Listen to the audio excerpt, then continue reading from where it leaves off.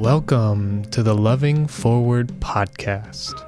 My name is Ol, and this container is for those who go beyond the surface. Here we speak to the depths of the human experience, honoring all parts, especially the ones we were taught to deny, disown, and repress. No scripted version, no spiritual performance, only the honest, embodied human experience. We explore love, connection, understanding in a wide spectrum of healing modalities, not as things to master, but as practices in service of freedom. This isn't about fixing yourself, it's about remembering yourself, becoming more alive, and integrating that vitality into every moment. If you're curious about what it truly means to heal in both the profound and the mundane, then you're in the right place. I welcome you with all my heart. I'm grateful you're here. Let's jump in. And welcome, everybody, to the Loving Forward podcast. Today, I have on another really special human, lovely, amazing man named James. He is an amazing person in this community and just continues to blow me away the more I get to know him. So I'm so grateful to have him here on the Loving Forward podcast today to dive deep into the unknown, wonder dip, so they say. It's going to be an amazing conversation. James, would love to give you some space to introduce yourself to the listeners. Let them know who you are as much as you want and what you do in the world, or really whatever you want to say. Mm-hmm. And then we'll go from there. Well, first of all, thank you for that lovely intro. My name is James, and I'm ready to have a good old time. That's right. I forgot to say, my name's Ol, and I've been going by Jacob a lot more lately. Jacob, cool. Which I think I might have mentioned to you last time. I was unsure, but yes. But listeners, they're getting privy. They're figuring it out too. Yeah, cool. We're all figuring it out. Yes. Anyways, a good old time. Here it is. So, again, my name is James, and I'm an unprofessional professional punter. That's true. No joke. Anyway. That's right. Yes. He's here all week. Yeah. And I would describe myself as a regular guy who enjoys being present with amazing, wonderful people. Yeah. And always learning to be present with myself. So those two things, those three things really click with the understanding I have of you. You're a professional, unprofessional pun master. I would say you're a professional. You just haven't been accredited or licensed yet. And I don't know if you want to go that route. That's kind of the conventional route. I know there's a lot of restrictions that way. Probably want to avoid that. Yeah, I am certifiable, that's for sure. You're certainly certifiable. Yeah. Oh, yeah. You've put in your hours. You've put in your time. Plenty. I think, what is it, like 1 million pun jokes? Is that the minimum? Well, there is a punimum, so that the punimum. See, 1,000,001, folks. We just but and then the other thing you said was like you like to surround yourself with amazing people. You are who you hang out with, basically. And you inspire me so much because of how present you are in every space I've witnessed you in. So present, so here. From my perception, it's like there's no other thoughts about anything else outside of the now here that are happening inside of you. So, and I don't know what's happening, but that's just my experience with you. Thank you. Yeah, there's one thing I want to mention about that, about the intentionality of a space. So a lot of places you've seen me have been almost curated or cultivated so that there can be a solid and relatively safe container Yeah. to be present. And I think that's really key in this world where, you know, sometimes lots of things are willy-nilly and uncertain, and it really is important to have spaces that we can go to feel present. And that might mean in a group like a men's group or a sangha, you know, meditation group. Yeah. Or even in our own home, just one spot where we can sit and be present and meditate, or even in our own bodies, our own mind, that one part that feels pleasant or comfortable, or maybe not quite as painful, or in our mind, that one memory that we have that just can help put us at ease. For me, that one memory that just came to my mind was just like this family trip to the beach when I was young. And that's really all I want to say about that. But I'm saying that because of how accessible that can be for me. I don't know about other people, but I get a sense that we have this, what they call in somatic experiencing, resources, that you can pendulate, that you can use when you're pendulating from one, like a challenging, like a really, like a scary experience, a traumatic experience, and you can go back and to this resource, this memory, this place. Maybe it's the beach or the woods, or maybe it's this one person that you really felt safe with, and you can go back as much as you need to, as you then like come back to that traumatic experience and be with it. And then it gets too much, you can just go right back. So I have found that a lot of people do have that. Yeah, I don't know what's your happy place. It's interesting that you mentioned that, because the one I was thinking of just now was when my parents would drive to the beach. Yeah. The beach. I know. So oh my gosh. You know, and you could say me being a Pisces and being in the ocean, or near the ocean, is really wonderful. I really resonate with, you know, water and the ocean. Wow. Yeah. And I remember distinctly, my parents at the time had a boat, you know, in the marina on the ocean. We hardly ever went out, but it was just the act of going there was like a little adventure. It was a nice place. Ventura's, you know, pretty sleepy little town, you know, to me at least, back then. And I remember this gum that I had that was filled with sour crystals, and I would just always have some of that going.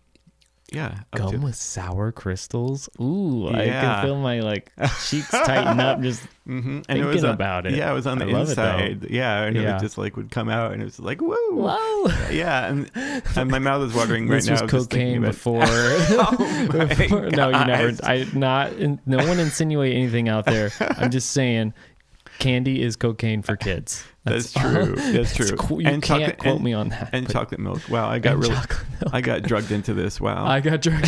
I fed you a lot of chocolate milk before this. I apologize. I didn't even think about it. There's drugs in there. Wait, there's chocolate milk? I want some. Oh, man.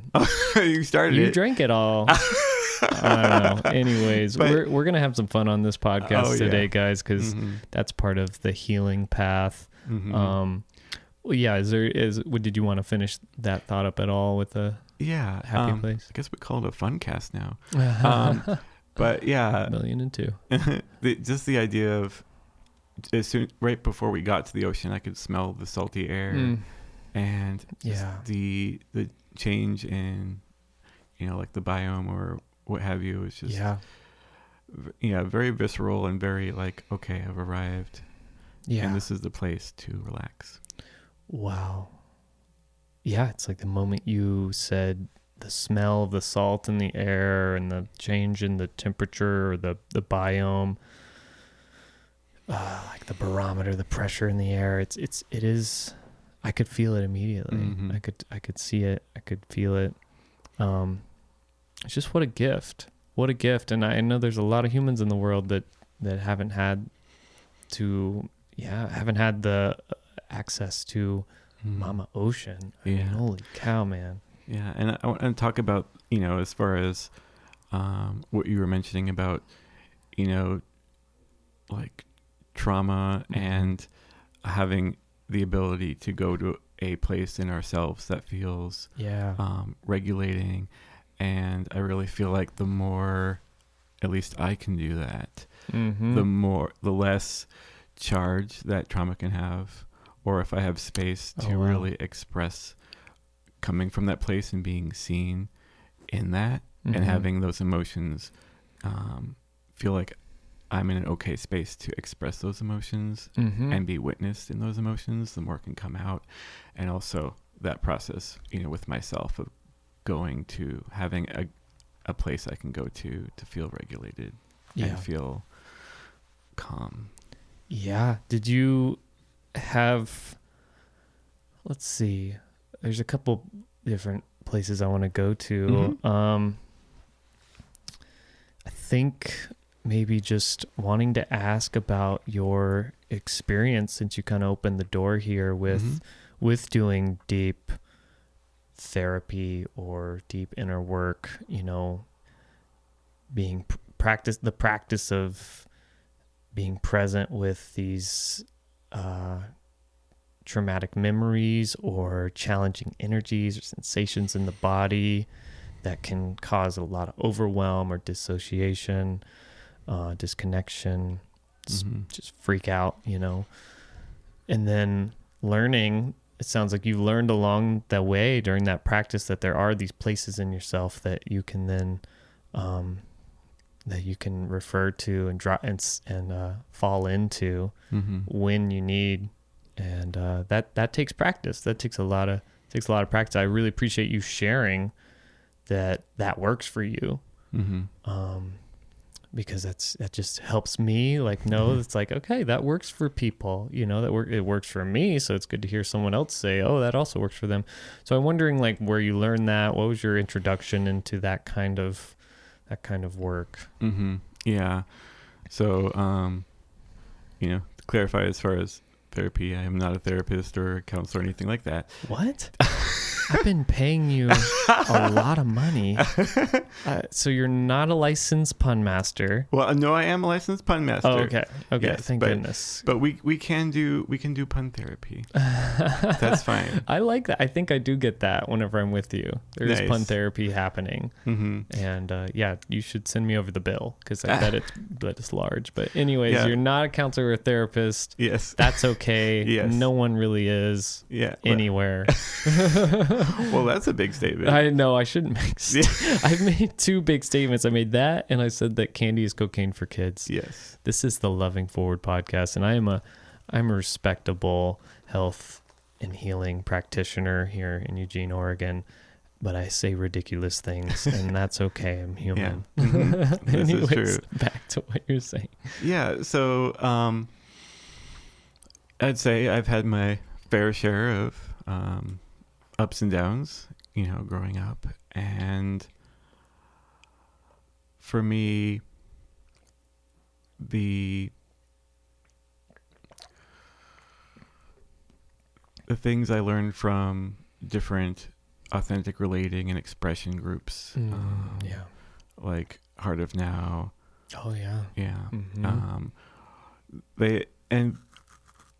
They gave me an opportunity to really critically look at myself, and not in the negative critically, but really thoughtfully look at myself when I'm with other people and when I'm with myself. For example, eye gazing. It can be a really uncomfortable thing, and for many years it was my least favorite practice. Wow. It was just uncomfortable, but the more I did it, the more I realized how impactful it was to witness someone and, okay, where am I in my body when seeing this person? Am I pulled into my thoughts around them and where they're at? And then does that pull me away from me being present in my body Mm-hmm. and, in my heart? So like, Wow. where am I landing in my experience when I'm looking at this person, right? Mm-hmm. What am I thinking of? What am I feeling? And the opportunity to go, okay, where am I feeling in my body? Where is my attention? And can I bring my attention more to myself and still be present with this person? What does that feel like? Mm-hmm. And noticing how my heart feels. Can I have curiosity about my heart, and can I give myself the opportunity to open up my heart a little bit more? And if not, that's okay, right? Wow. It's not a forced thing. It's just a noticing thing, a curiosity thing. Yeah. And then kind of this practice of how am I present? Where is my presence? Where is my attention, my focus? Mm-hmm. Where is my intention? Like, what am I thinking about? And just breathing with that and exploring that. Mm-hmm. And so, Wow. yeah. And then with co-counseling, again, not a counselor, but the practice of it. Co-counseling? Yes, or peer counseling. It's okay, gotcha. It's a practice. I learned from someone who practices holistic peer counseling by someone named Amara, and the idea is that we all pair up, and one person is the listener and the other person is speaking. So, and the idea of, I would say, trauma happens when a person, I'm not going to speak to that. I'll speak for myself. What I learned for me is that trauma happens when I don't feel safe to express what I'm feeling in the moment. Nice. Right. Yeah. And so when that can happen, then it's stored in the body. Right. For me. Mm-hmm. So, wow.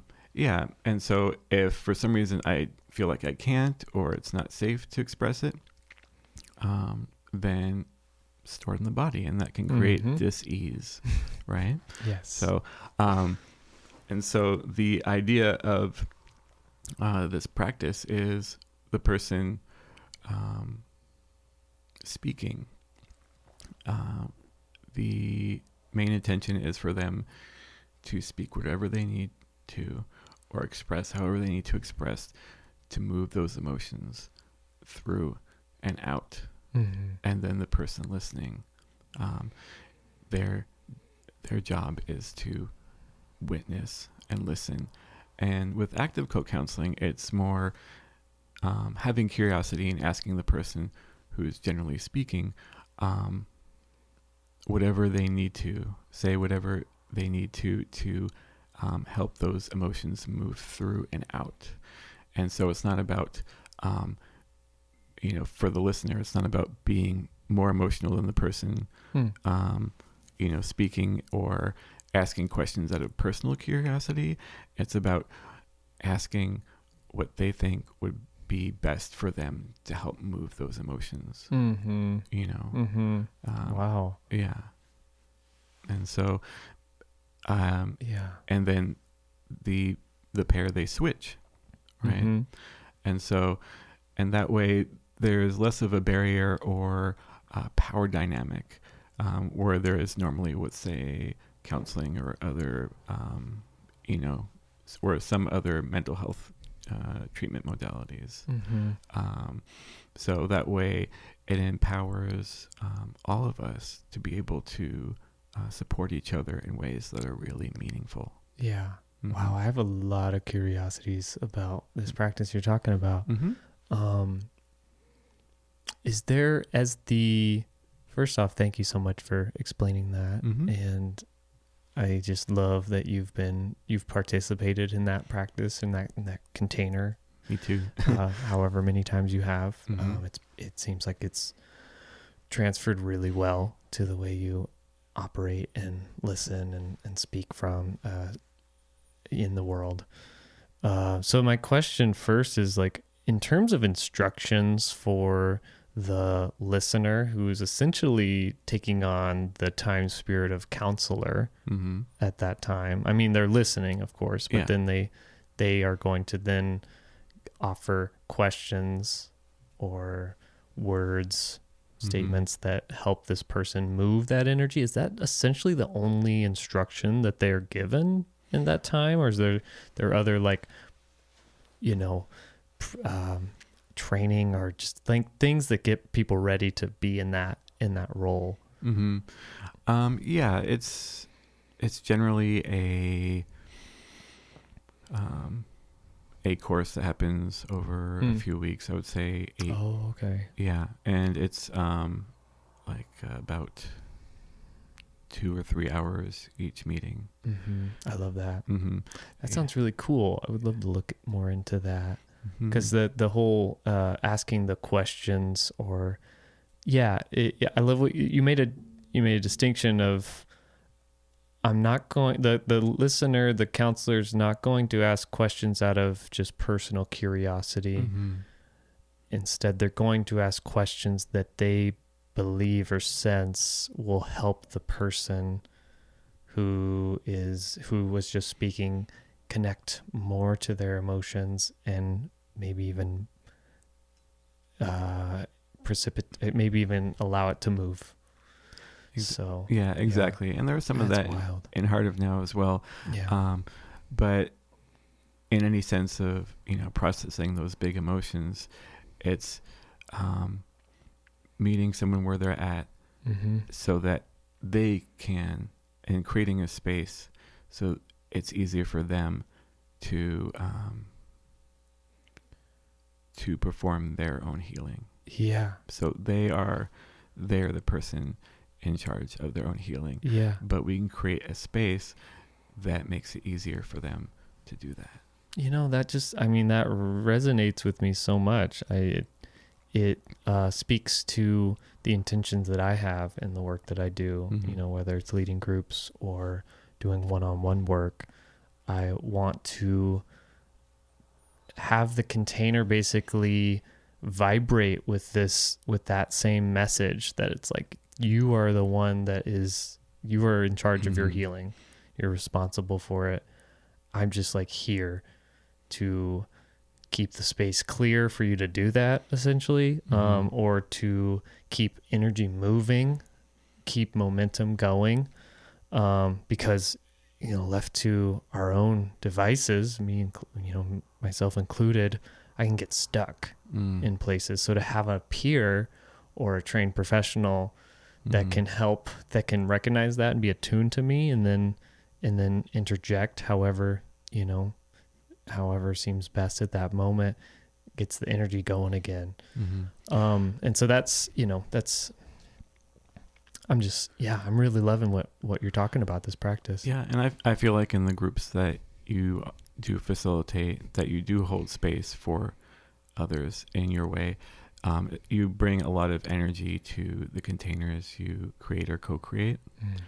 And I feel like you're doing a similar thing with a group as opposed to one-on-one, in the sense that you're creating a space to make it easier for other people to feel what they need to experience what they need to. Yeah. And I've seen you drop down into that intuition, that space, kind of below, or, a deeper space beyond just the individual. And kind of channel that, and then bring that forth to really, the word optimize, I would say, to really, to accentuate what you offer, and so that it can meet people where they're at in their experience, so that can really help them, go where they want to go. Yeah. I mean, since we're kind of on that topic about the group, and the groups that I lead and am a part of, that I contribute to. One of them that you're kind of talking about right now is the men's group that Oak and I co-facilitate. And you've been a part of some of my group breathwork evenings as well. And I just appreciate so much what you're saying. It really means a lot, because it has been such a journey of learning how to let go of my individual wants and desires, and to see someone and be like, I think you need this. Like, that's coming from me. And then to like let go of that. It's like, wait, I don't actually know even like a sliver of what they actually need. So in the group, in the men's groups and in the breathwork groups, I want to, my intention is to, it's almost like, it's not give permission, but the space like invites you to really look into yourself and find out, like, what is it that I want most right at this right at this very moment. And for some people, that's a really foreign thing. Like, they've never been asked, what do you need? Or what do you want? That's one of those things you were talking about earlier. It's like, that's a form of trauma, is that we were never allowed to voice our needs. And so they got stuffed and stored in the body. And so to offer this space and to be a group facilitator and to like sort of give a structure, feels like a loose structure. I mean, it's not necessarily loose. We adhere to it, but it's we give the structure, but the space is, the space has its own mind. The container has its own mind and agenda. And I'm just there to just like witness it, witness its unfolding. And there's these messages I get, or these impulses I get to just like, I don't know, like say something. I don't know. It's interject. Interject's not the word, but it's just to like, I feel like I need to check in with that person maybe, or there was a slight shift in the energy in the field. Let me check in with everybody. How are we feeling? It really does feel like that. And so, and I feel grateful to be at this point where, for the most part, I don't feel like I have anything to prove. I just, it's been a lot of just like getting out of the way, get out of the way and trust. And, so I keep having that experience of doing that, getting out of the way and trusting. And yet something still happens, but it's much better than what it could have been if I were like trying to do something and get some specific effect out of it. Yeah. So it's a journey, man. And I'm grateful you're at that point. And, it gives me curiosity about myself and how I want to move forward in my life, love forward. It's the Loving Forward podcast. Loving forward. Well, you can move forward, you can do whatever you want, but I just love it whenever I get a chance to say love forward. Oh, and then someone's like, that's the name of the podcast. Anyways, I do want to know how you want to move forward and what you want to do. There was a thought in my head that was like, this guy needs to facilitate what what you're talking about right now. What I would really enjoy, or what feels really meaningful for me, is to be a holistic healer. James, yes. Oh my gosh. Yes. Have you ever said that out loud? Like, I have. Okay. Yes. Wow. It's yes, please. It's embodying that. That is the work. Yeah. And so embodying it, and then being that, and then really manifesting that in a way that feels active and present. So wow. Yeah, so there are many aspects to a person, and what they do. It could be a hobby, it could be a profession, it could be a lifestyle. And I really feel like that being holistic healer is a life path. That's right. So it's all of those things. Yeah. And it's living in every moment in Yeah. this intention, in this quality of being. Mm-hmm. And that healing includes connection, and includes presence. Mm-hmm. And include really, it's holding space for myself, Yeah. for the changes, for the hard times, for the wonderful times, Mm-hmm. and really holding space in presence and compassion, Mm-hmm. for myself, for others, for the universe, and having that presence and awareness that the entire universe is holding me in that space too. Yes. So I felt that. I yeah. felt that. So Wow. it's right there, and it's easy. It's really, really easy to say. It's really easy to say. It really is. I mean, it is. And I would say that from my perspective, I feel like you embody everything you just named. Thank you. Yeah. I really do. Yeah. I appreciate that. And I will say, there are many times when I don't. Yeah. Yeah. And I think that's part of it. Yeah. And I think, to acknowledge in myself and to let other people know that, yeah, it's not always the easiest thing. And it's, sometimes it's just random how, I was at a Dharma talk, and the person speaking said, wandering into the circle of wonder. And so sometimes I feel like I'm blindly stumbling around, and I don't know when those moments will come up.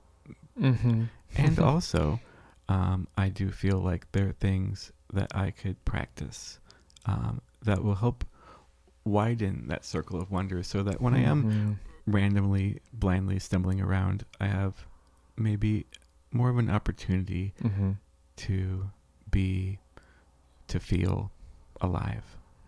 Wow. Yeah. Well, there's once again so many different paths to go down right now. What I was reminded of when you were talking about that was, to me, it feels like your path of healing has been based on what you shared. These practices has been relational. And which really resonates with me and has been a huge part of my healing path. I mean, it started as a individual quest, going deep within, and then I eventually started to catch on that, wait, I'm having a really hard time connecting with other people on this path, and I'm also starting to take notice to how I'm not being treated the way I want to be treated, or I'm not showing up the way I want to show up in these spaces. So you were talking about how, like, this practice, the Heart of Now practice, or whatever else it was, really taking that opportunity. You have a partner who's also committed to this practice, that trusts the process, and what's happening is, like, I'm looking at you, or I'm talking to you, speaking, and I'm also bringing a lot of awareness, like, what is going on in my body right now while I'm doing this? Yeah. That's huge. There's so much information there in these intentional group settings, that you can get so much information from there. And so that really made a lot of sense to me. It's like, that's why I do the groups. That's why I do shadow work. And we can't do this alone. So that's where the real healing, I think, actually hits the rubber road, where the rubber healing hits the road.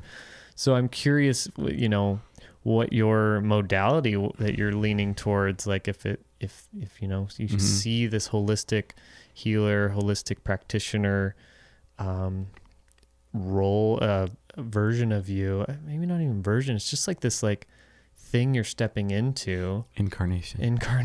Yeah. Right. Yeah. I mean, we can talk more about that, because like that was a transition that I had to have, where it's like I wasn't that, and then I just stepped into it and like, I'm doing this. So it's right there. It's literally just one step away. You can just call yourself that any moment that you want. Yeah. So I'm wondering, is there any modality, any specific practice that you really want to work with? Well, two things came up when you were talking about that. Yeah. The first thing is, it seems like in learning to manifest that, kind of acknowledging myself as a holistic healer. Again, saying it, there's feeling it, there's being it. Yeah. And so those are different levels. And I really feel like the group stuff, I can be present, for days. Really easy for me. It's when I go home at the end of the day, where am I landing? Wow. Yeah. And okay. Yeah. So there are so many things to track in this world for me. There's so many distractions. There can be so much discomfort in me sometimes. And so sometimes I'm just like, I don't want to deal with that. But guess what? It's the reality of my existence, my experience. And so it's learning to come home to myself and have the energy that I have in these groups and bringing that home with me. So really learning to hold space for myself. Wow. Yeah. So I love that distinction. From what I heard is that you can be really present, and you can show up like 110% in groups. It's like this energy that you can either like catch on to the energy that's in the group, and you're just like, you can fully submerge and become it. Or maybe you light up whenever you see a group. Maybe it's like, woohoo, like I'm excited. I'm like a dog, at a dog park. But it's when you come home that, like you said, it's coming home to yourself is like kind of where the challenge is. Yeah. Is that right? Wow. That's a beautiful distinction, man. So I remember I went to a meditation group, or it was like yoga and meditation. And I could definitely feel like anytime someone was not fully in the experience to be able to move through the practice, there are other people kind of to lean on, to hold them up, energetically. Yes. And so, yes. and so in the same way, in group, the container is already there. Right. And I get to play in it. Right. That's and right. so, and in some of these groups, Wow. I'm helping to create a container that's already in a container. So it's like the groundwork is already set, and my intention is like, okay, I know what I'm coming into. There's that kind of social accountability too. Yeah. That just makes it much more motivating and more solid. So, so then when I come home to myself, I'm like, who am I? Where am I at? What am I doing? Yes. Yeah. And so really a lot of the work that comes with being a holistic healer is knowing who I am. And, wow. Yeah. And so, and it's, sense. I was talking with, a friend or two, and they were like, you kind of already do in some sense. And so it's like acknowledging those parts and really going back to that presence and compassion. Yeah. And so, and life has always seems like right now, always a yes and. So yes, and it's challenging, and progress is being made. Yes, it can feel like groups are a different thing, and also they can help as well for me to help me be present when I am by myself. So it's not a cut and dried thing for me, you know, and it's it kind of reminds me of, was it the ship of Theseus, where if we have a ship made of wooden planks and we take one wooden plank away and replace it with a new one, is it still the same ship? What about half of the planks? Yeah. What about all of the planks? Right. And so the wonderful part is I'm a different person every moment, at least a little bit. And so there's this curiosity about who am I going to be in the next present moment. And so, and how do I want to work with that person? Yeah. Wow. I love this. I love this so much. The dichotomy of like group work and being in a group or being in a community event and then having to come home and it's like just you, it's just me.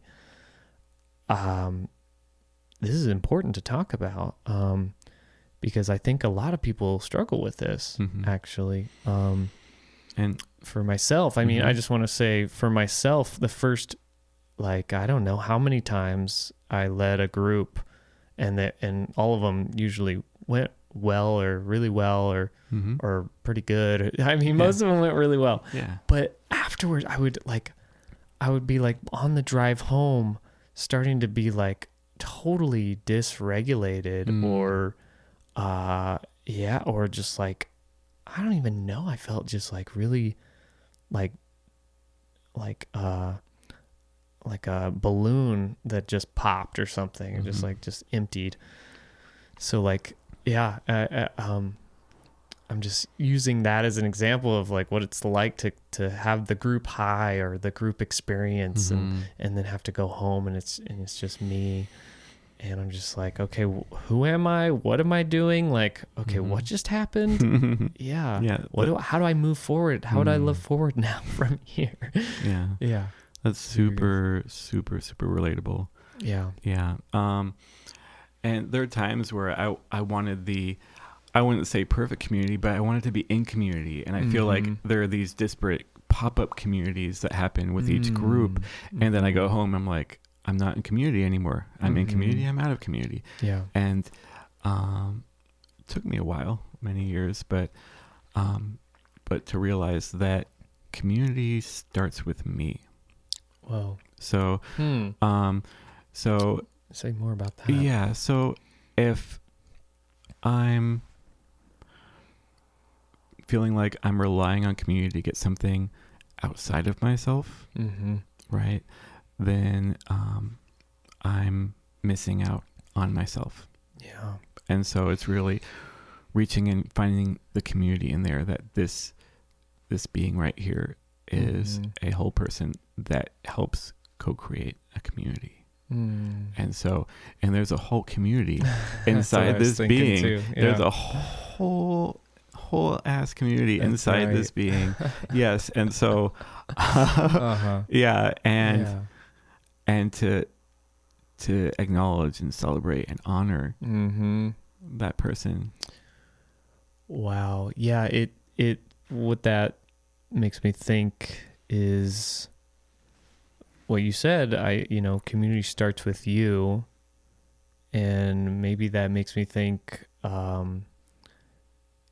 you must, or I must, or anybody must embody the values of a community first before, and not even before, like you can do this at any point in your journey.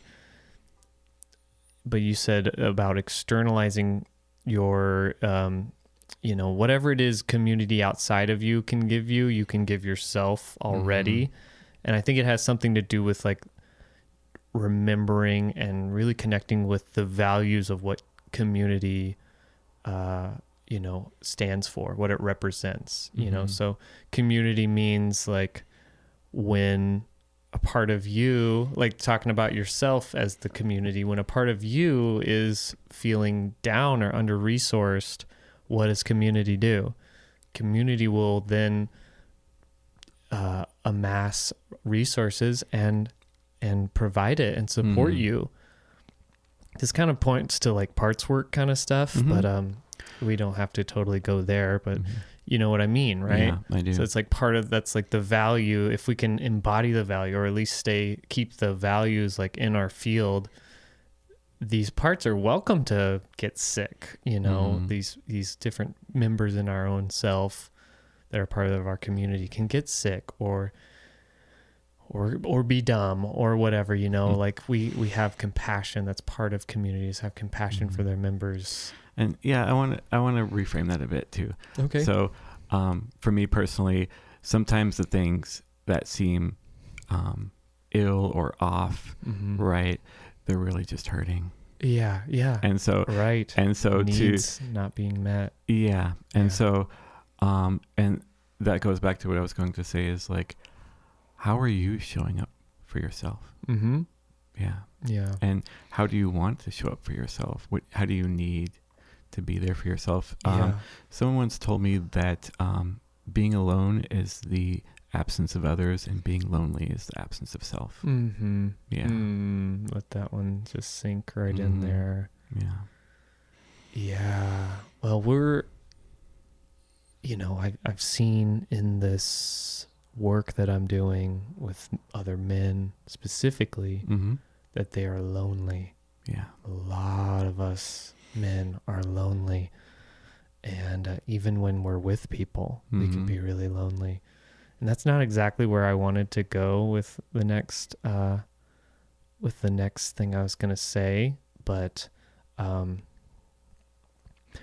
think what I wanted to say, and it could tie to it, was that it's a process to learn what you need or how to tend to a part of you that's hurting. I'm thinking about that earlier example I presented with having these amazing groups that I led, and it's all new and exciting and high. It's such a high experience, you know, and then coming home and feeling totally deflated and kind of discombobulated. It's like, that's the moment where I ask myself, like, what do I need right now? And that's a learning process. Yeah. I mean, I'm seeing it now and being like, okay, here's like some things that come up into my field about what I could do at that moment. I could take a bath. I don't know. Like maybe I need a bath. Maybe I need something warm to just totally like coddle my whole body. Maybe I just, you know, I have a lovely partner who will hold me if I ask.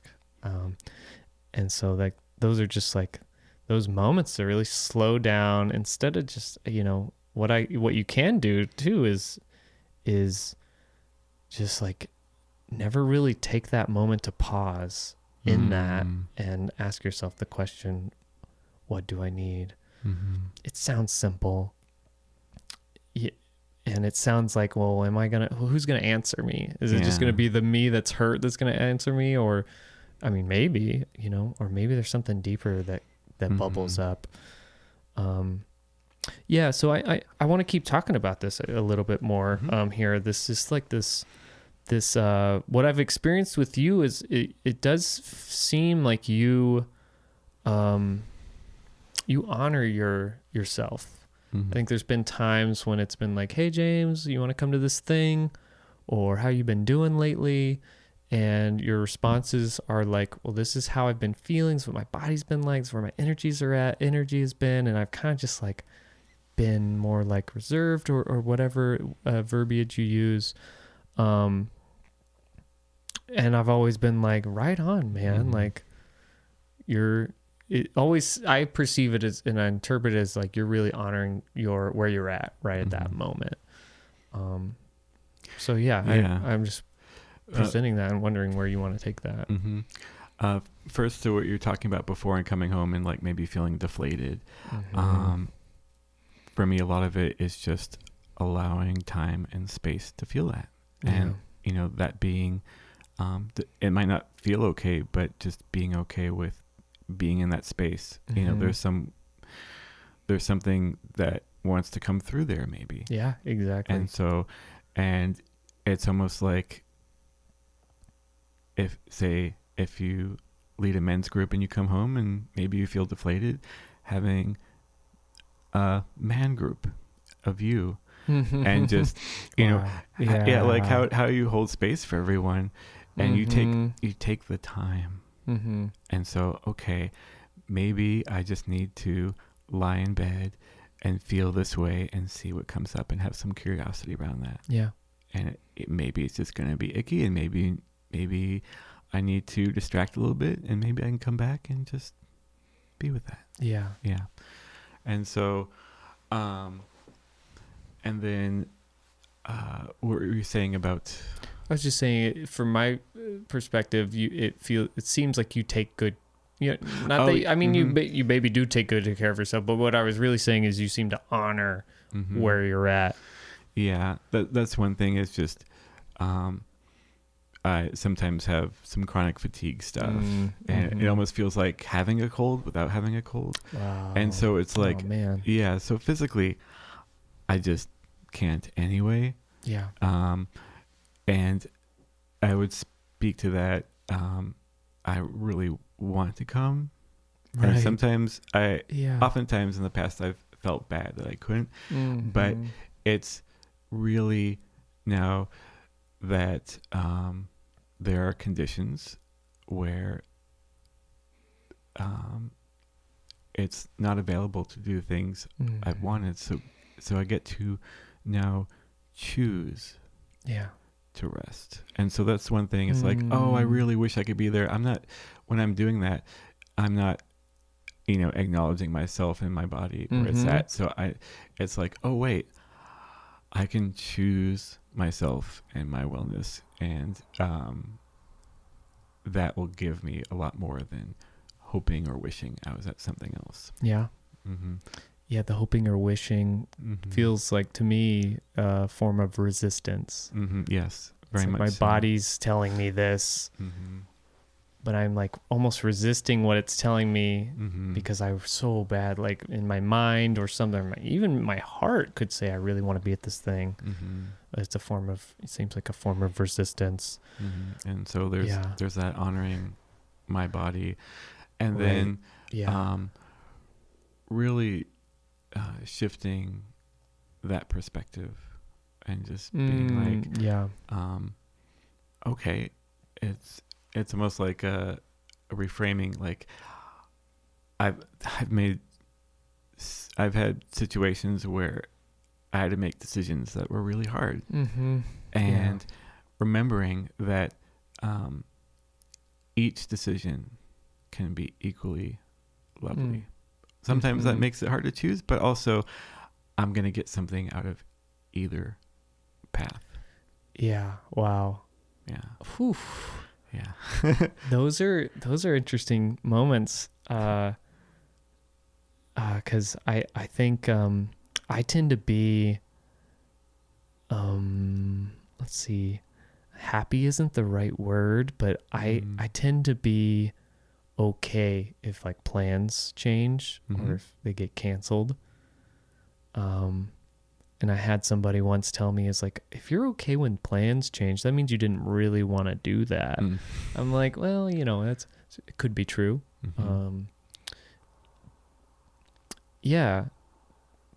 But at the same time, it's like there is these very powerful voices or energies that could be in conflict, and they're not necessarily like, oh, I hate you or whatever, like you're stupid for thinking you want to go to that thing or blah, blah, blah. But they could just be like, hey, I really want to do this, and then this other thing could be like, but I really want to do this too. And there's no inflammation from it. Yeah. There's just like, okay, like, whew, like it sounds like both are equally like charged with like a desire to do this thing. How do I decide that? There has to be this last say. Who gets the last say in these moments? Yeah, sometimes it's not either or. It's both things can be true at the same time. Exactly. Yeah, like there are times where I wanted to go to an event, and I'm just like tired and I don't want to go. And sometimes I don't, and I'm like, oh, I'm so glad I didn't because I just needed the rest. And sometimes I'm really tired and I go, and I'm like, oh, I'm so glad I went because I got so much from it. Sometimes this is the hardest thing. Yeah, this is amazing. Yeah, and sometimes it's not being at an event. It's getting to the event that can be so, you know what I mean? Yeah, it's so I do challenging. know exactly. Laughing because I know exactly what you mean. Mm-hmm. Just getting there can be really hard. Mm-hmm. and Yeah. that's how I feel about kind of stepping into that role of holistic healer. Yeah. So it's like, it's like totally. It seems like there's this chasm between, you know, where I'm at now and where I might want to be. And it may not actually be a chasm, but sometimes it can feel like it. Totally. And to get back to what you're saying about how do I want to manifest that, I think, you know, you speaking to the men's group and how there is this loneliness with not just men, but many people. Yeah. I really feel like there's this social entropy is what I call it, where people are in a situation where they're together and they might not interact initially, but repeated, like going to class.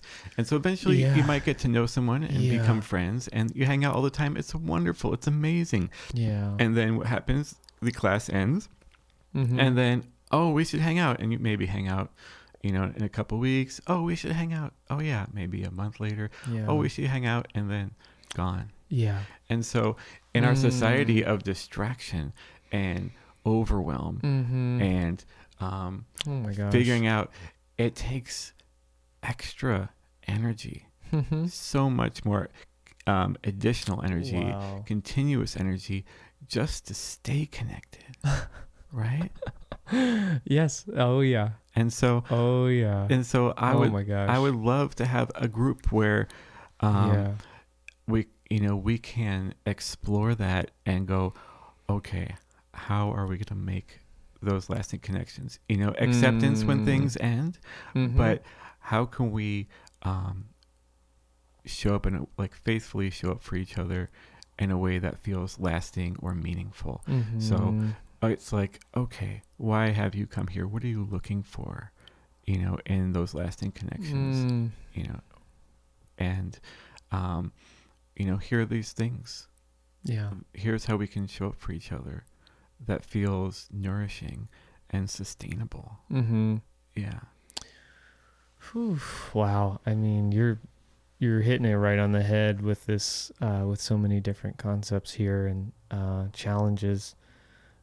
The one being of thank you. First off, thank you for affirming this sense. I struggle with this sense I have of like, it is a lot of energy to stay connected with people. And there's so many people I want to stay connected with. And there's so many people I want to like be ready to support whenever they need it. Gosh, there's so many people. And I'm struggling with that a lot. And I beat myself up about it a lot. Yeah. There's a lot of guilt out there.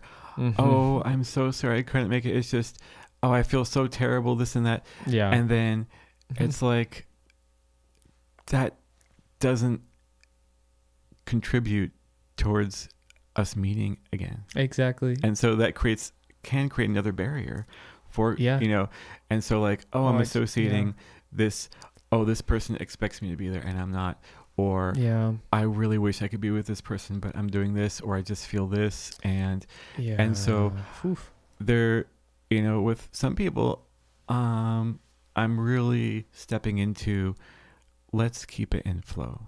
Yeah. Classic Pisces. Yeah. Yes. Classic Pisces. Yeah. I mean, so this is to give a concrete example. Just actually today, I had someone message me checking in for like, you know, they've checked in a couple times without any response from me. And it's like, boom, immediately, like I recognize that it's finally in my field of awareness, and I just feel like crap. I'm like, it feels icky and gross in me right now that I have not been communicative, and we haven't made this hangout happen that we've been talking about doing. And in response, I was like, hey, I'm really sorry. And I also know that sorry is nothing without action. So let's get this, let's try again.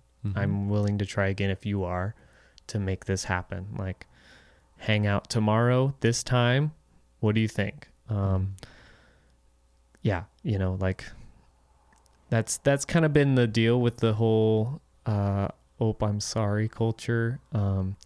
It's like we can just keep saying I'm sorry till the cows come home, but where's the action? And so I that's what I'm hearing. It's like I feel, for me, a quick way to sort of just like move on and love forward is to like, I'm sorry, and here's how I want to then like here's what I want to do to not necessarily fix it, but to just like, here's how I want to move forward.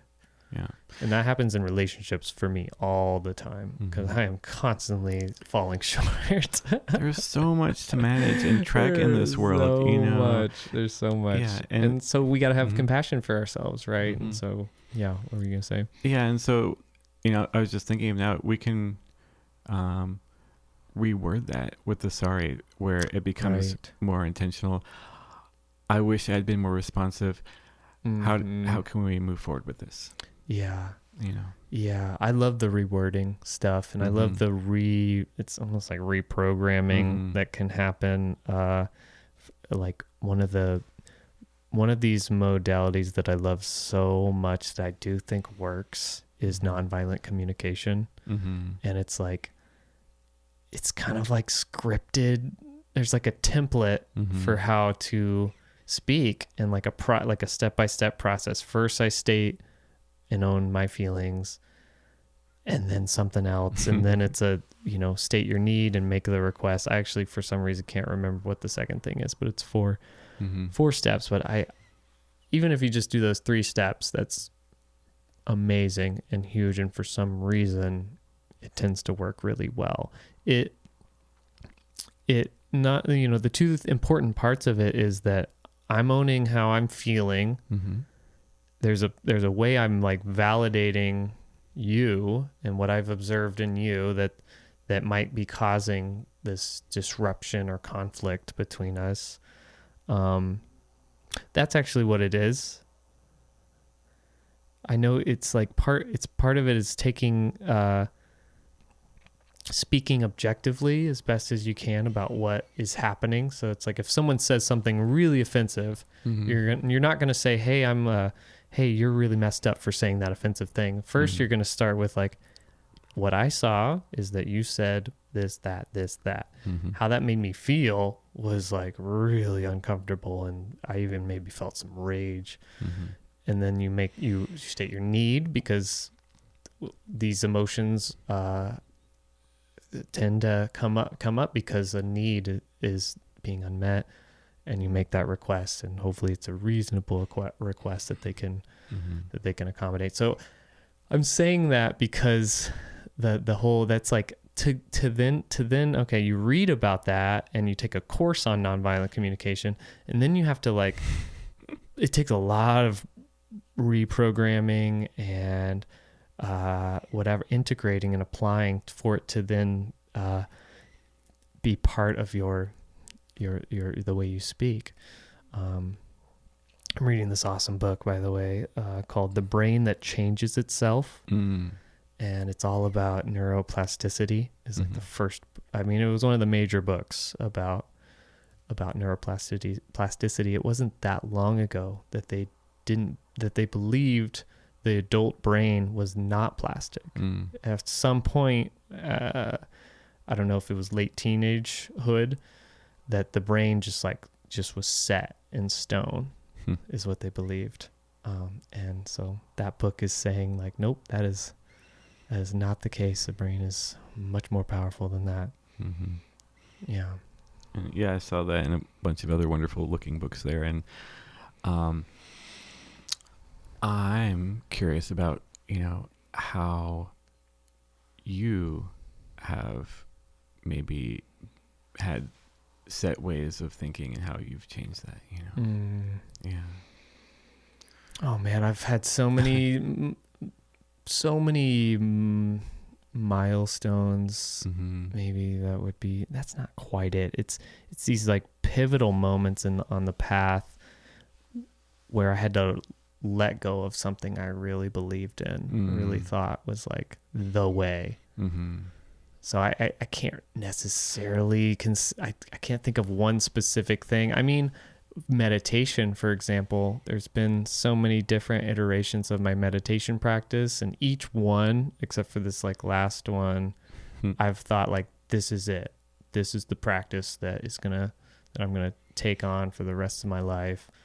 I remember when I was smoking cannabis regularly at a young age, like in college, being like, I'm going to be doing this the rest of my life. Like, I don't care about anybody else. I'm wedded to Mary Jane. That's my girl. And I, I didn't even really, I actually, it's kind of now we're opening up another rabbit hole, but Mary Jane made me quit her essentially because she was giving me panic attacks each time I smoked her. Each time I tried to dance with her in this realm, and she and I resisted that. I was like, what's going on? Like, okay, let me try again. Panic attack. Let me try again. Like that continued on for like intermittently a couple of years. So it really I had to let something go, and it was a big thing that I had to let go. Not only was it a habit, but it was also a whole identity, a whole lifestyle that I had to let go of. Yeah. And so that's I guess that's my best example I got right now. Yeah. No, I totally hear that. Like, oh, that identity. It's like, oh, I'm this person.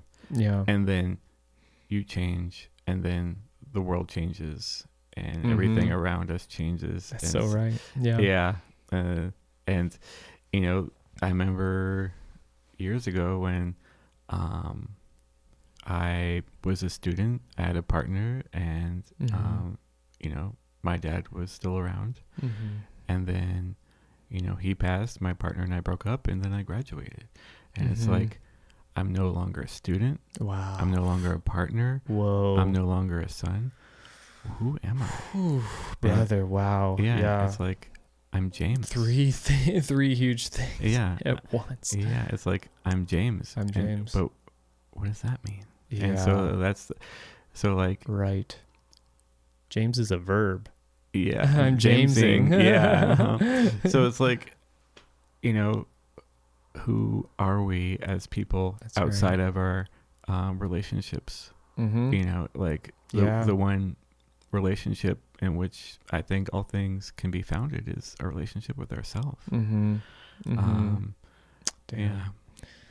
Yeah, and I must add to that, that I agree.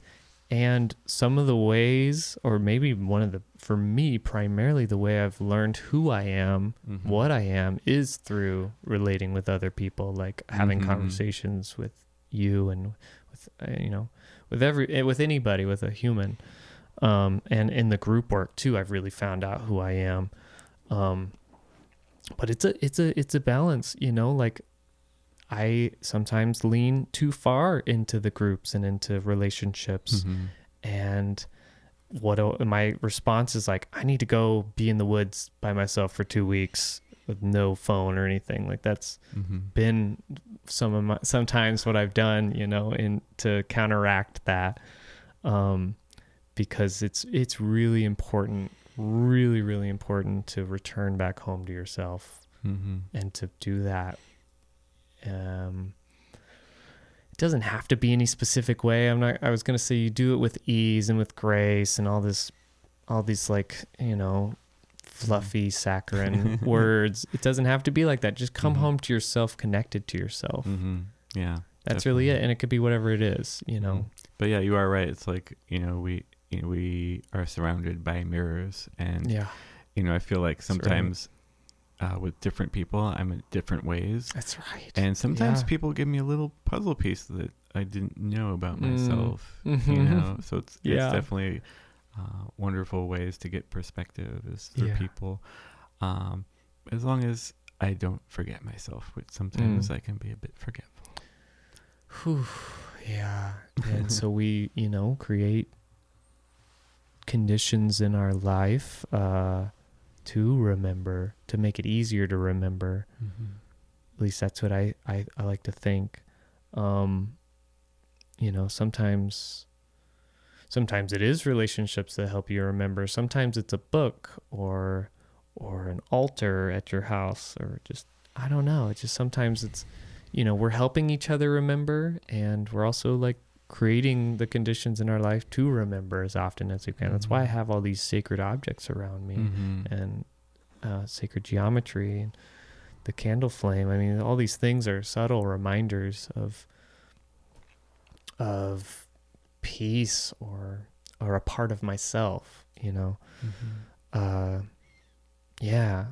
I need to pee, and the listeners know this is very common of me having to pee at some point in the podcast.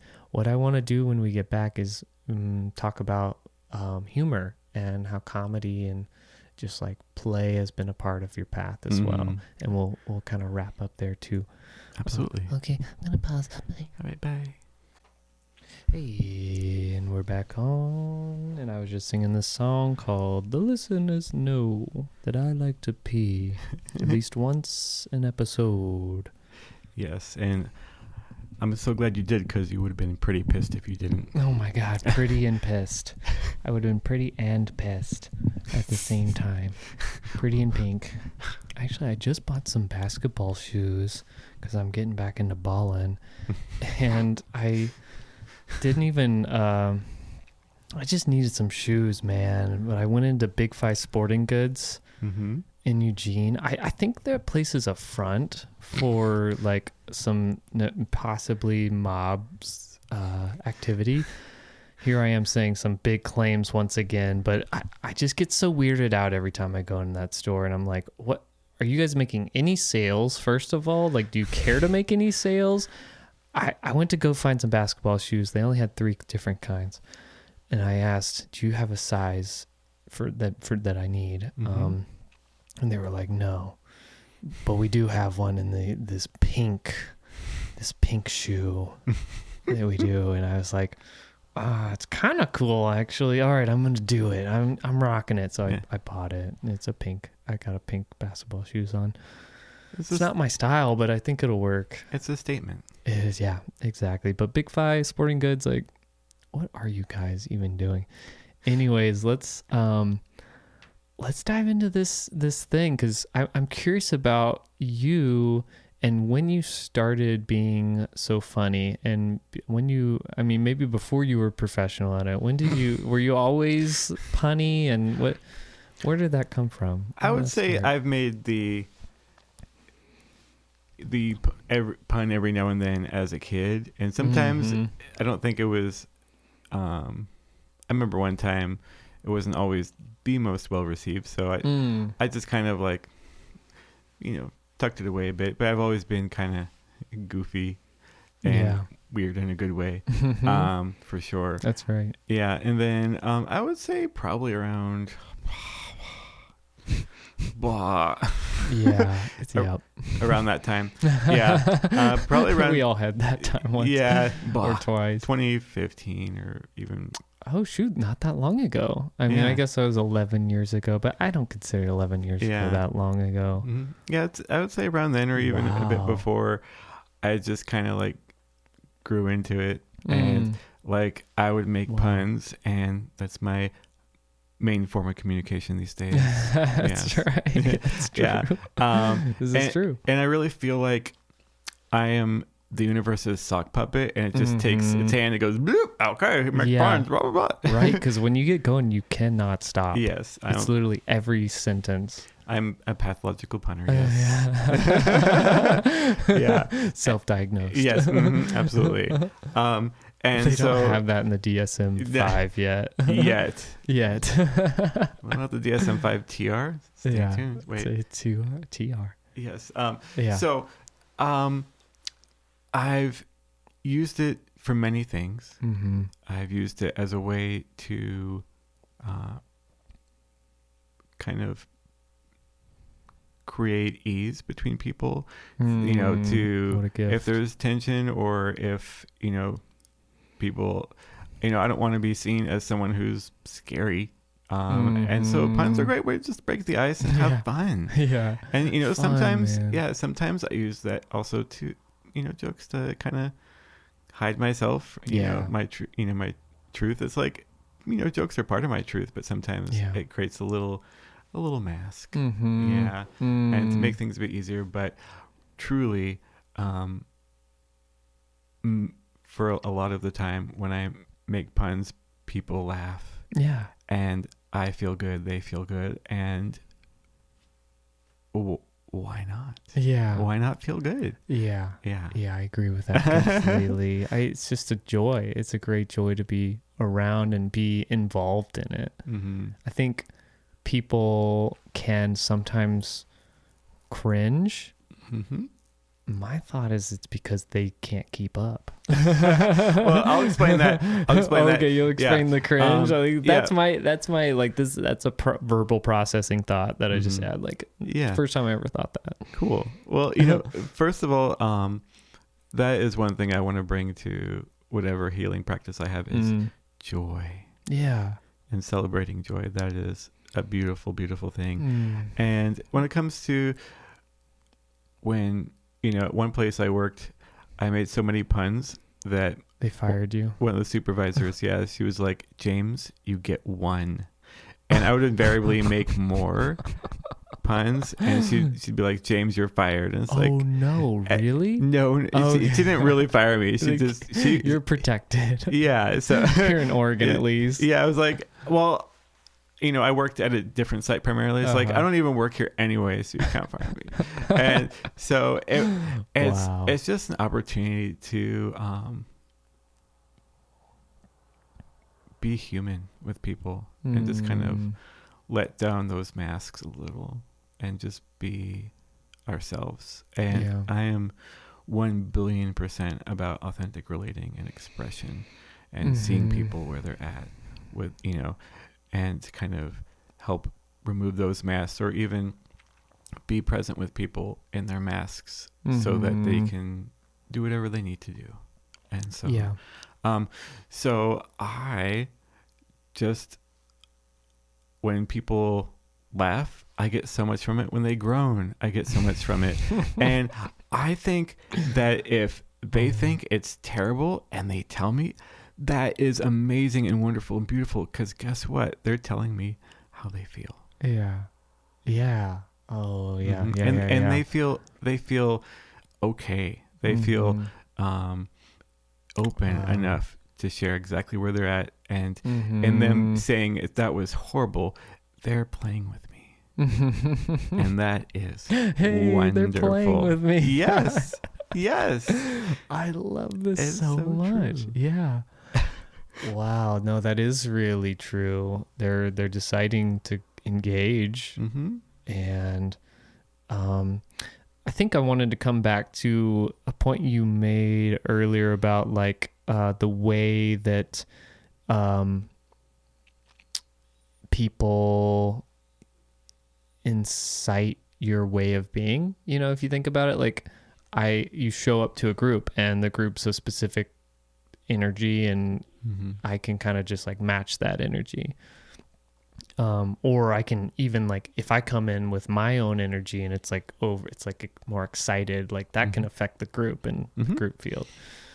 So I'm thinking about how like maybe you were talking about meeting people exactly where they're at, and sometimes you probably come into contact with people who just like are giving off this energy that's like no funny stuff, none of that, and you might even like try a little bit, but like, hey, what about this? And they're like, no. But for me, I think we commonly go straight to being silly and having fun, because that's just like I think I incite that. Like I welcome that, I invite it. It's something I like to do a lot. And I noticed that same thing with some other friends I have, where it's just like immediate like bit, we're going right into a bit. And so I'm saying that because I don't know if that level of play is something that you see a lot of people ready for.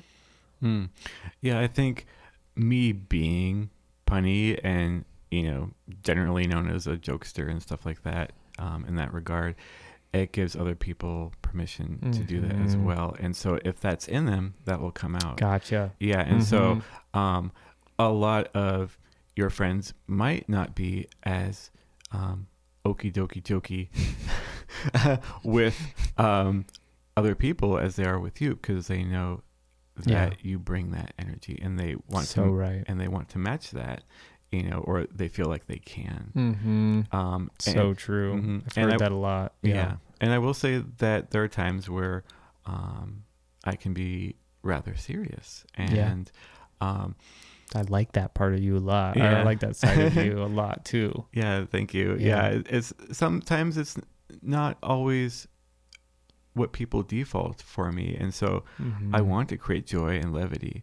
And also there's, you know, there are other parts of James. Yeah. And I will say that there, you know, it's important for me to also know where people are at. And there's some things that I want to make sure I'm there for when people are, you know, needing that space held, like, and having that awareness of, wow, this is something that really needs to be taken seriously. Yeah. And also, jokes aside.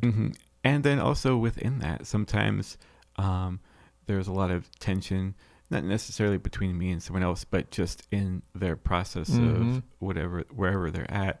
And a little levity can go a long way to kind of break that tension. Exactly what is needed in that moment. Exactly. And and the universe gives it to you in that moment. And then you got this, you're like hit with this decision, like, do I just let it come out, or is this like not the time for this? And I've been in those moments where I've been the bold person to make a joke in a serious moment. And it broke up whatever that tension was that's in the field. And it was good, you know. And then I've also made jokes at inappropriate times and just didn't have the right discernment at that moment, and it's caused even more tension and struggle. So, and they are all opportunities for exploration. Well, we need it. We need the levity as much as much as possible, you know. And I heard it reflected to me the other day, this men's group that we did. I was feeling really good for that one. I know I'm feeling really good when I'm just really at ease, and I can crack jokes kind of left and right. And also just drop right. It's like I can like move back and forth. It's like jokey joke, right back to serious. It's just, I just can just go back and forth, dance between it so easily. But what the person reflected was that, like, I loved how funny you were in that group, and how it just, like, it seemed to come at the right times for things. And it just how they really appreciated that. It seems like not only did we get into really deep, nice healing territory, but part of that was the ability to laugh throughout it. Yeah, you definitely really bring that Labrador Retriever energy. Have you heard that before? Because no, like, that's usually what people always they always say I'm a golden retriever. Yeah. Wow. So I am. Yeah. So you definitely have that, like, this excited, happy, funny, fun energy. And that's right. That funergy. Funergy. Funyun boy. It's a fun guy. Yeah. Yeah. Yeah. I have it and I love it. It's I wanted to, disown isn't quite, it seems like too strong of a word. I wanted to, like, kind of disown it because I thought, like you, maybe, at least what I thought I heard was, I don't like being known as the funny guy, because then here's that pressure and that expectation now, and every social environment, people are looking to me like, yay, the funny guy's here, be funny. And I'm just like, yeah, I don't know. Can't always be that. Yeah, there are times that it's not my favorite. Sometimes where I'm talking about a regular thing and they'll pause and they'll say, "I don't get it," and I'm like, "Get what?" It's like I don't get the joke. It's like that wasn't a joke. I was just speaking normally. Yeah, and also on the flip side, there are times where I'll say something and. This is one of my favorites. I'll say something and they'll go, "Oh, James," and I'll be like, "What?" And they were like, "What do you mean what? You just made a joke." And I'm like, "Oh my gosh, I did." So sometimes I make jokes without even knowing it. You did. I did not know that's where that was going. Yeah. I thought you were going to be like, "No, I was saying a serious thing." It's like, no, you actually did make a joke. Yes. And so weren't aware. Yeah. So that's awesome. It can be like just wherever I'm at and wherever the situation's at, it can hit different, Yeah. And also I love, I'm also a wordsmith. Yeah. Mm-hmm. That's right. I love portmanteaus, which is a squishing words together. Like my favorite is having a minimum amount of cinnamon in my coffee. I call minimum amount of cinnamon in my coffee. I call it a cinnamon. A cinnamon. Isn't that fun? Those are really fun. Is that a game? No. Or you said that, or is that style squishing words together? Yeah, the term for taking two words and putting them together is portmanteau. Portmanteau. Yeah, I want to see if I can practice that because that sounds really fun. Cinnamon. Yeah. Uh-huh. Wait, was that right? Cinnamon. Cinnamon. The minimum of cinnamon. Cinnamon. There you go. You got it. Or like if you have fun to say. A question, that is a request. A requestion. A requestion. Yeah. Oh my gosh. And did you figure these out on your own? Mm-hmm. Yeah. Okay. It's just like it seems like this just the way your brain works that it can just do that, so I think it's a skill but maybe it's a natural thing. I find that I really naturally like to look at words and find words in them. For example, laboratory has lab rat in it. Mm-hmm. And oratory. Wow. So you can find all sorts of things, and there's all these permutations amazing. And that's really cool. Mm-hmm. Or big words. I love big words like sphygmomanometer. Yeah. Mm-hmm. So it's just fun. Words are really, really fun. I know I've always wanted to learn a second language, but I can't help but think I'm still learning this language, English, and there's so many words and ways to use them. And so I'm having a good time too with just the English dictionary. And the great thing is, what could be really fun is if you learn a different language, then you can make jokes in different languages.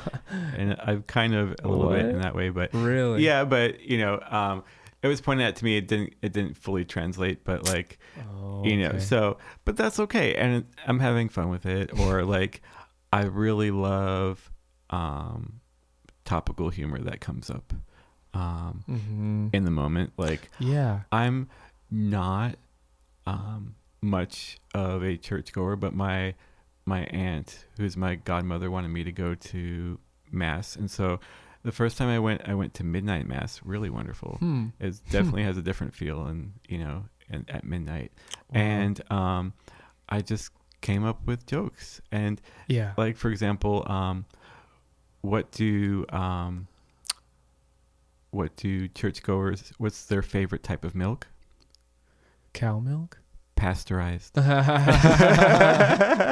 That's really good. I love that. Wow, listeners, write that one down. That one's gonna work for you anywhere, anytime. That's so good. Well, I was wondering too if topical also meant just like in the moment, like using, which I think that's kind of what that means, like using things in your environment to come up with jokes. Yeah, I would say that around a half to a third of my jokes I come up with are in the moment. Yeah. And then those are the best. Yeah. And sometimes when they have like a multiple meanings and like in different contexts, I'm like, Oh, that's where it's at. That's where it's at. Do you ever just be like, damn, I'm really smart. Like I'm really, that one took a lot. Yeah. It's funny. It's like, I don't even think of it as intelligence. It's just kind of like, think about automatic writing. Mm-hmm. Like I'm just possessed by some spirit that likes to make jokes. And like, I really feel like a lot of the jokes, some of them I kind of like stew on and think about for maybe a few minutes or even longer, but most of them they just like kind of come out of nowhere, like, and that's why it's hard for me to not pun in the moment, because or say them, because they're just like, but before I realize I'm speaking, it's already out, and then and then a lot of the other ones are just kind of like I put them in my mental pocket. So they're like preloaded. So so a lot of them are those two that I've come up with before, and they're just kind of like ready and waiting for the right moment. I wish I could preload. When I was I've had like a couple jobs that could have used preloaded jokes, but that's not my style for some reason. One was being a lift operator at a ski resort, and you get this moment, you get like this really intimate moment with people that lasts maybe like 30 or 15 seconds. But it's really intimate, and you get a chance, like they're asking you how you're doing. I say, you get a chance to say something really clever and make their day as you send them up the mountain or down the mountain, wherever. And so I had a few things that I like would say very regularly, but I would love those moments. And same with when I was a phlebotomist at a blood bank. I mean, you would just lose your mind with all the different puns and jokes. Oh yeah. A lot of my favorite times is when I would make a joke based on everything that we had just talked about, or things, added with what's happening in the environment, added with what's happening in the climate of the just like in the world, and I'd make that joke, and they would laugh, and I would laugh too. I'd be like, wow. And I'd say, that was the first time I've ever said that joke. That was the debut of that joke.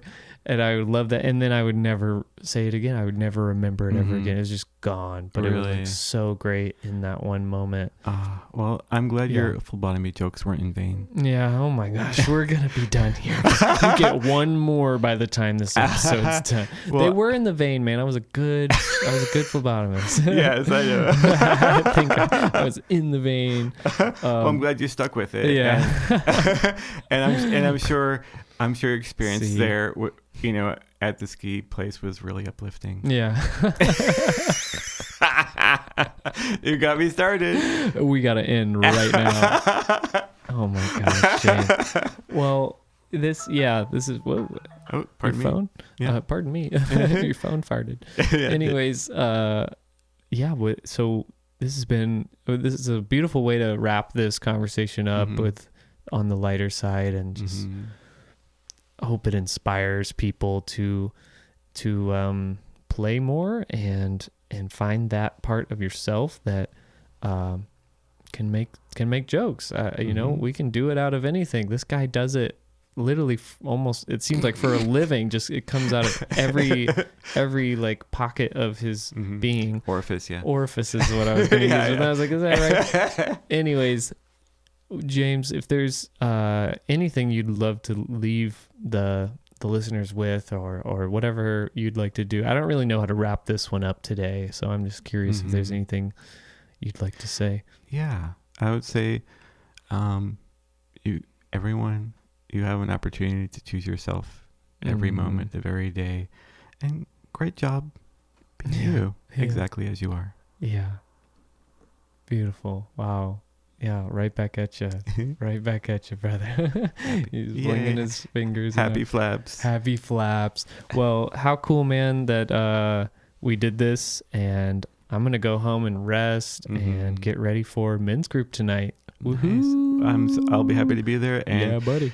And Jacob, I am just really super grateful for you and all that you are, and for inviting me here on this wonderful, beautiful, delightful podcast. Oh, the Loving Forward podcast.